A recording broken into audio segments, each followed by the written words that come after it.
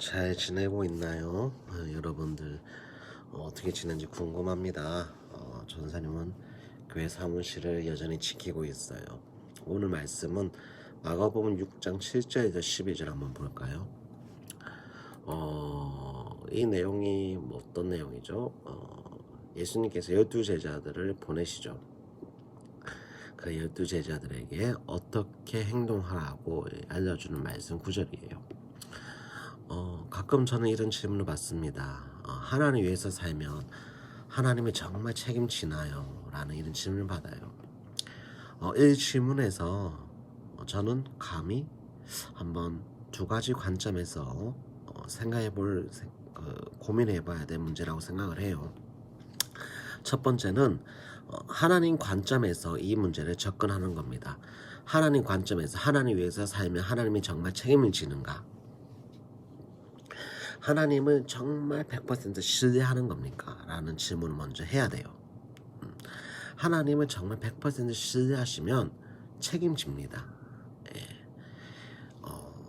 물이 99도에서 끓지 않죠. 자갈 100도가 되어 끓어요. 1도가 부족하면 전혀 끓지 않습니다. 마찬가지로 100% 99%가 아니라 100% 하나님을 믿으면 하나님이 일하심을 경험을 해요. 문제는 나라는 존재가, 인간이라는 존재가 하나님 100% 신뢰하느냐? 정말 그것이 어렵다는 거죠. 사실 불가능할 정도로.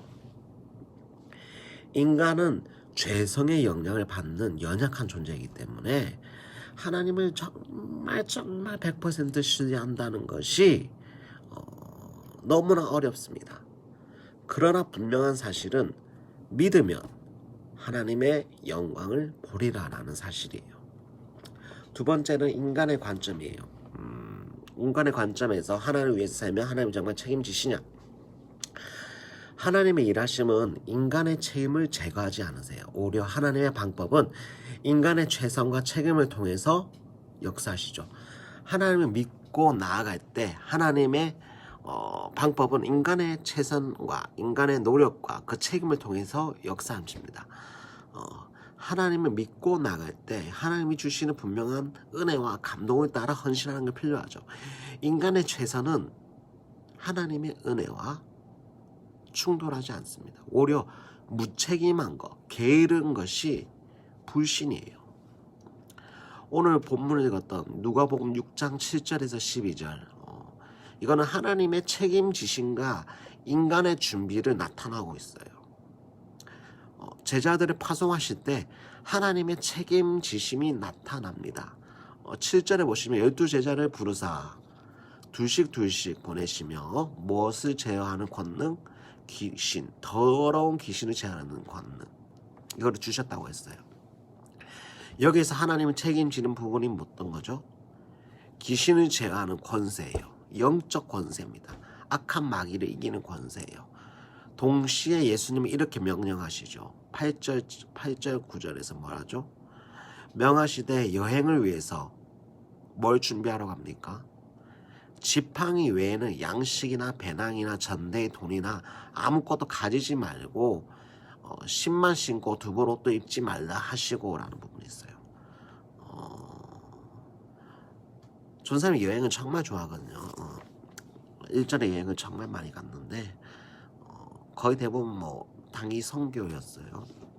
단기 선교 겸 이제 해외 문화 체험 여행이었는데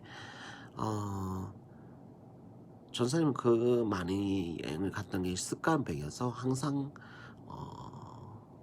정말 옷을 간소하게 챙겨가요. 왜냐면 힘들거든요. 많이 이동할 때 많이 들고 가면 많이 힘들어요. 근데 초보자 혹은 단기성에 처음 가는 사람들 특징이 뭐냐면 짐이 많아요. 정말 짐이 많습니다. 이것저것 좀 뭔가 불안한지 한국에서 쓰던 짐 자기가 사용하던 모든 것을 다 들고 와서 이동하는 사람들이 있어요. 이러면 팀워크 움직이는데 참 힘든 경우가 참 많이 봤습니다. 아무튼 예수님은 필수품을 분명히 알려줬어요. 그런데 우리 예수님께서 이 필수품마저 필요 없다고 하셨어요. 정말 극소수, 정말 간편하게 준비해서 가지고 가라고 하셨어요. 아주 필수품 중에 필수품만. 지팡이는 광야를 여행할 때 생존을 위한 필수품이에요. 중동 지방을 이렇게 움직이다 보면 여러 가지 정말 위험한 동물들이 많았어요. 일이나 늑대 물론이고 뱀들도 많이 있었습니다. 그런 부분 안에서 그들을 물리치기 위해서는 첫 번째 무기가 뭐냐면 지팡이였어요. 그래서 지팡이는 챙겨야 되고 당연하게 걸어야 되니까 신발 신어야 되고 날씨가 뜨거우니까 옷을 입어야 되겠죠. 예수님이 경계하신 것은 과도한 집착입니다. 그래서 과도하신 것을 삼가라고 한 거예요. 여기까지는 이해가 되죠. 순종이 가능한 겁니다. 그런데 문제는 우리의 믿음이 필요한 시점에 서 있을 때예요. 마가복음 6장 10절에서 11절 보시면 또 이르시되 어디든지 누구의 집에 들어가거든 그곳을 떠나기를 거기 유하라. 어디든지 너희를 영접하지 아니하고 너희 말을 듣지도 아니하거든 거기 나갈 때 뭐 하랍니까? 발에서 먼지를 떨어버려야 되는 거예요. 증거를 삼으랍니다. 발에 먼지를 털어서 증거를 삼으라고 하셨어요. 왜? 제자들은 믿음의 도전에 직면합니다. 거짓 이 전도 여행을 하면서 제자들은 예비하신가 공급하신가 인도하심을 믿어야 했습니다. 믿으면 하나님의 경험이 일어난다는 것을 예수님의 같이 돌아다니면서 배웠을 거예요. 그러나 믿지 못하면 제자들의 삶은 어떻게 됩니까? 회의와 의심으로 가득할 겁니다. 여기서부터 믿음의 반응이 필요한 거예요. 이 믿음의 반응은 순종의 수준이 달라지는 지점이에요. 믿으면 순종합니다. 믿지 못하면 어떻게 됩니까? 주저합니다. 전사님은 개인적으로 이 목회자 사역자 길에 들어가면서 하나님이 예비하신가 공급하시 인도하심을 정말 많이 경험했어요. 아까 전사님 여행을 많이 간다고 했잖아요. 전사님은 원래 꿈이 선교사예요. 전사님은 캐나다 그리고 베트남에 학교를 짓는 교육 선교가 꿈이 목표인 사람입니다.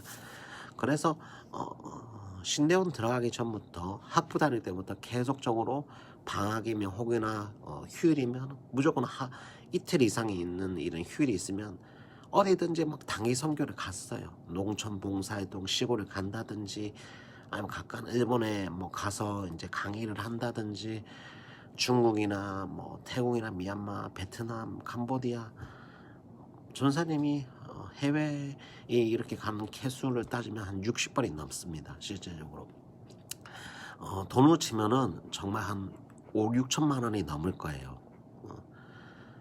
그런데 이 돈이 전사님이 어떻게 마련해서 한 것이냐?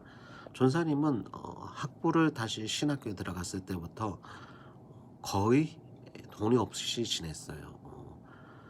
등록금도 없어서 대출을 받아야 될 상황도 있었고 그리고 대출도 안 된 시절에는 정말 뭐 학교를 휴학해나 뭐 그런 생각도 있을 때 기적적으로 하나님께서 주변 사람들을 통해서 등록금도 채워주셨어요. 그리고 이 수많은 여행 자금을 후원을 해주셨어요.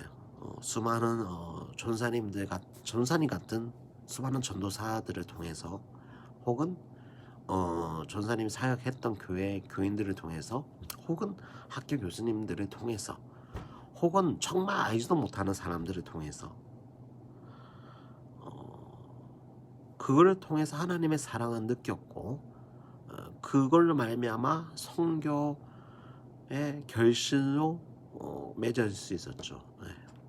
아무튼 이러한 일들을 수많이 경험하면서 하나님의 도우심으로 지금 여기까지 왔어요. 그런 까닭에 삶의 어려움이 있을 때마다 전사님은 기도하면 하나님의 일하심이 있다라고 생각을 해요. 오늘 우리 시대, 오늘 우리는 새로운 문 앞에 있습니다. 절대적으로 하나님을 신뢰하면서 하나님 임재와 능력을 함께 봐야 되는 시기에 있어요. 코로나 때문에 많이 힘들죠. 하지만 두려움을 넘어서 하나님의 일을 기대합시다. 화이팅입니다. 다들 하나님의 응답을 승리하기 원합니다. 할렐루야.